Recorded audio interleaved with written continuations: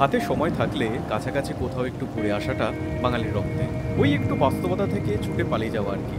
বহু যুগ ধরে বয়ে চলা একটা নদীকে কাছ থেকে ভালোবাসি বলে আসা আর নিজেকে নিয়ে যাওয়া এক প্রাচীনতায়।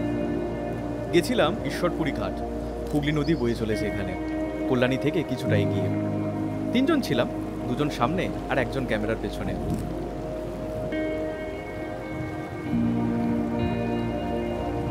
কিছু দৃশ্য পরিচিত আর কিছু দৃশ্য আচমকাই ধরা দিচ্ছিল খেলার ছলে।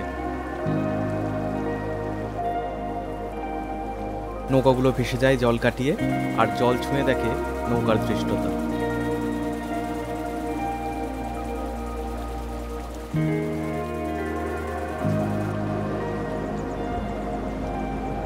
জীবিকা নির্বাহের জন্য কিছু মানুষ করছেন ছোটাছুটি, কেউ বা মুঠোফোনে বাক্যালাপে মগ্ন। আমরা বসে থাকি মন্দিরের সিঁড়ির ধাপে, পিপাসা পায় না এত জল দেখেও। নদী কাউকে ফেরায় না, এই আশাতেই মাঠের পর মাঠ চাষের জমিগুলো অপেক্ষা করে শস্য দানা সৃজন করবে বলে।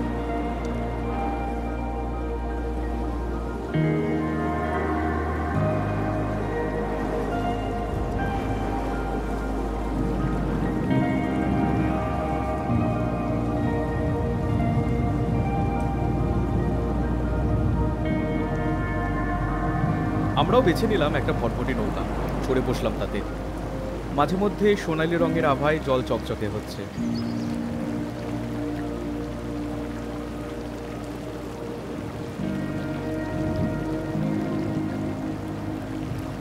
রোদ আর মেঘের খেলা চলল পুরো সময় জুড়ে। জলের কলকল শব্দে শান্তি ছিল, ফোটোফুটি করা তার কম্য নয়। নদীতে চর পড়ছে, বৃদ্ধ হলো বুঝি সে।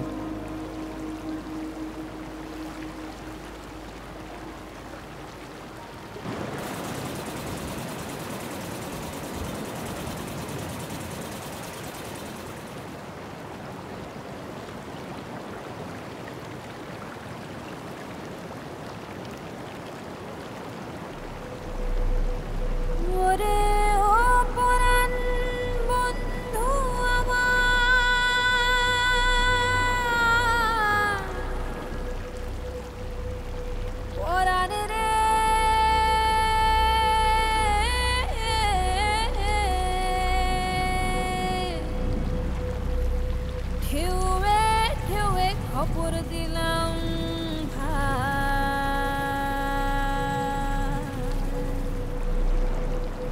ঢেউ বাইয়া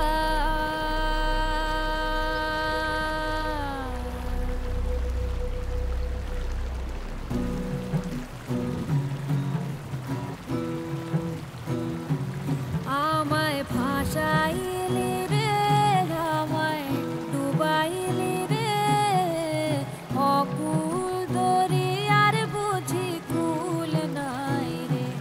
চাহে আধি আয়ে রে, চাহে মেঘায়ে রে, অকুল দরিয়ার বুঝি কুল নাই রে। আমায় ভাসাইলি রে, আমায় ডুবাইলি রে, অকুল দরিয়ার বুঝি কুল নাই রে। কুল নাই, কিনারে নাই, নাই কো দরিয়ার পারে।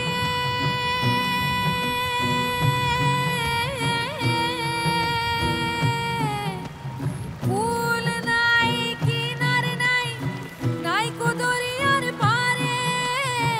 সাবধানে চালাইও মাঝি আমার ভাঙা তড়ি রে, অকুল দরিয়ার বুঝি কুল নাই রে।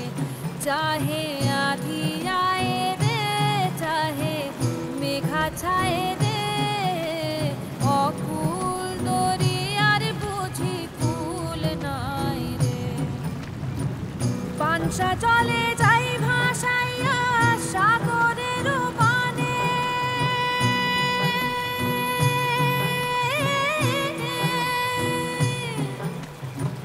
পানসা চলে যাই ভাসাইয়া সাগরের পানে।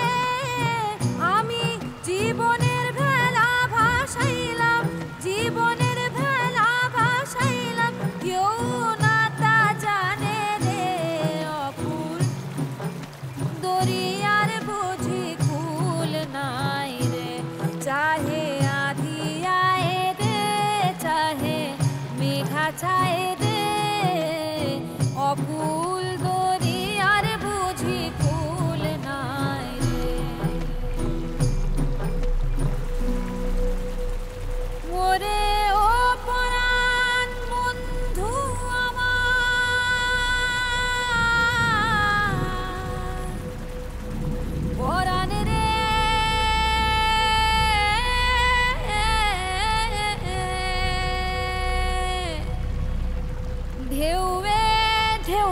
খপর দিলাম ভাই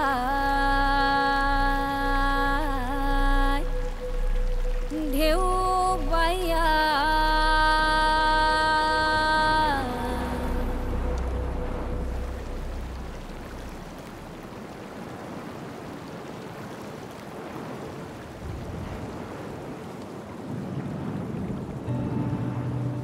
নদীর কাছেই একটা চরে আমরা একটু নামি, ঘুরে ফিরে দেখি আশপাশটা।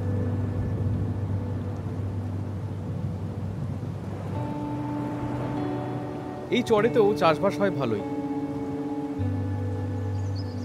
বেশ কিছু ছোট ছোট স্রোত নিয়ে গঙ্গার প্রধান ধারাটি গঠিত, যেমন অলকানন্দা, ধৌলিগঙ্গা, পিণ্ডার, মন্দাকিনী, বেলাঙ্গানা।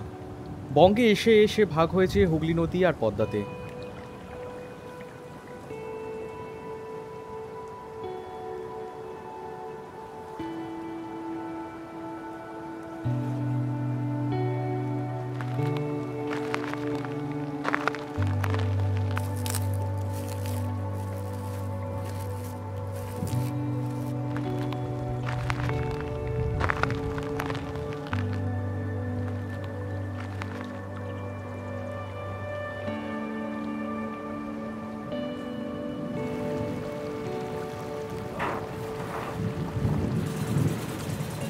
চরে আছে মানুষের চেয়েও বেশি উচ্চতার ঘাস, কি নাম জানা নেই।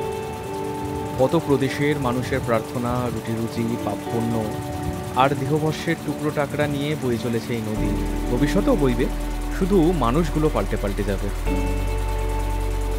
এই নদীতে যে জল একবার ছোঁয়া হয় তার কোনোদিন ছোঁয়া যায় না।